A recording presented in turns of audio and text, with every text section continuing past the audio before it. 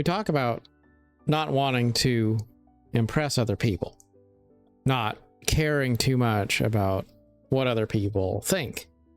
And I firmly believe that that's truly important, because if you go through your life always thinking about what other people want you to do, what they expect you ought to be, what you're supposed to accomplish, you go through life like an animal in a cage, a trained performer in a circus. You're always trying to do your part, and you're never really true to who you are. The world is filled with expectations of what a successful life is supposed to look like. And yet, seldom do we ask what life will make us the happiest. We're so busy focused on being successful and doing what we're supposed to do that sometimes we lose sight of the fact that what really makes life worth living is feeling that your life is your own. But somewhere beyond that desire to escape impressing others, there's also another truth that exists in the shadows. And that is that we should care about others. We should care about what other people think. And we should take an interest in doing things with the intentionality that others are going to see the things that we do with our lives. Because if we exist as an island, always saying that we should never do anything for our own glory, never do anything for the purpose of drawing attention to ourselves, never do anything with the anticipation that the reason why we're doing it is because we want others to see it, then we're omitting a big part of what creates the foundation for a functioning society. So, how do we walk that line? Imagine if I say that I'm going to put on a very expensive Rolex watch that cost $8,000. And the reason I'm going to do that is because I want other people to see me wearing it. I want them to know that I am of a certain status. Do you think that that's a noble thing to do? Do you think that that's going to help me be more relatable? Is it going to help me uplift other people? Or is that sort of ego-driven attitude of wanting to flaunt wealth or go out of one's way to draw a disproportionate amount of attention, is that a negative more than a positive? I think it is. It is a negative. Just like people who are constantly uploading to social media. And I say this as I'm making a video, which is going to go onto the internet, which is perhaps ironic or perhaps proving the point I'm trying to make.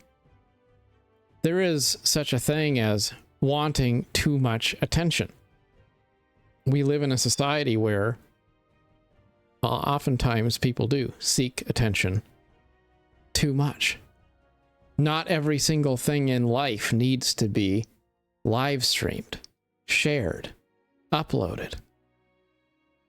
Not every single thing we do needs to be done because we're trying to be seen. If you live your whole life looking for content for TikTok, you miss some of the best moments of life, which are meant to be private and enjoyed not for sharing or projecting, but just because they are a place where you are, and life should be cherished as a thing which is beautiful. So here we are, trying to walk this line. On one hand, you should probably enjoy the vacation you're on. On the other hand, it's not a terrible idea to take pictures of the places where you've been so that you can remember them later and share them with others. After all, our lives are all richer because we're able to see things that other people have seen, even if those are not necessarily things we will ever see in person. Even if we say we're not trying to impress other people, maybe we're not putting on fancy Rolexes, maybe we're not parading through town dressed in some sort of clownish, bright-colored suit, hoping that we can turn everyone's head. But we still put on some sort of a outward presentation every single day when we engage with others, when we speak to others, when we choose our tone of voice or our accent, or when we choose to iron our shirt in the morning. There's so many little things that we can do to make an impression.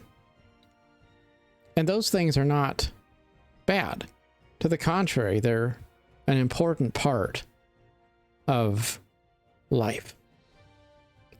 So you see, there's this urge to say that some things are good and other things are bad. There's this urge to say you should either be egotistical, driven, determined to fight your way to the top of the pyramid. Or maybe on the other side, there's an urge to say we should be eschewing all material things. We should be letting go of all of the things of the world and having no desire for anything that might project a sense of self. The truth is somewhere in the middle. Our lives need ego, and our lives also need the opposite of that, the selfless, the reflecting, the introspective. If you're building a building,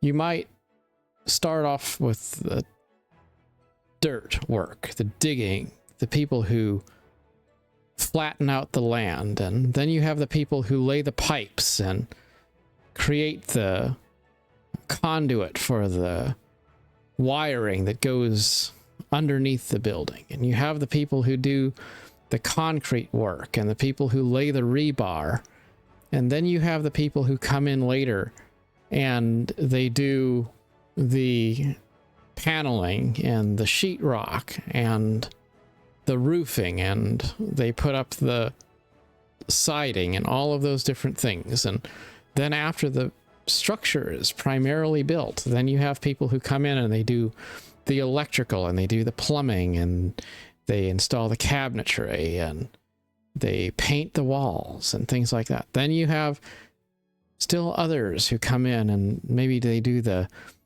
more finer craftsmanship, the molding and the finer decorations that create a finished product.